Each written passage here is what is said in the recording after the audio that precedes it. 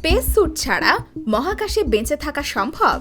মহাকাশে একজন নভোচারীর জন্য স্পেস স্যুট এক ধরনের ভেস্ট বা বর্ম। স্বাভাবিকভাবে অনেকেরই মনে প্রশ্ন, এই স্পেস স্যুট ছাড়া কি মহাকাশে বেঁচে থাকা সম্ভব? স্পেস স্যুট ছাড়া মহাকাশে কতক্ষণ বাঁচবেন নভোচারীরা? উত্তর, খুবই ভয়ঙ্কর। মহাকাশ ভ্রমণ খুব একটা তুচ্ছ কাজ কিন্তু নয়। যখনই একজন মহাকাশচারী যাত্রা শুরু করেন, তার আগে তাকে অনেক প্রস্তুতি নিতে হয়।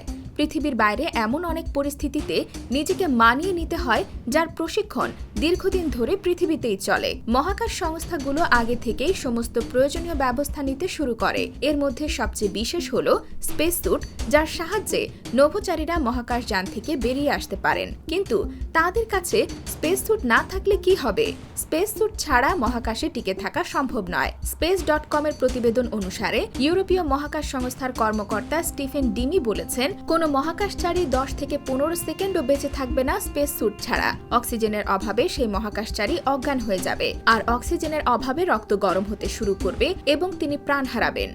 প্রতিবেদনে বলা হয়েছে, স্পেস স্যুটগুলো কেবল শ্বাস নিতেই সাহায্য করে না, মহাকাশচারীদের আরও অনেক বিপদ থেকেও রক্ষা করে।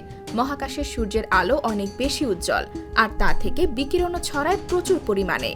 স্পেস স্যুটগুলো কেবল বিকিরণ থেকে রক্ষা করে না, ছোট ছোট উল্কাপিণ্ড থেকেও রক্ষা করে।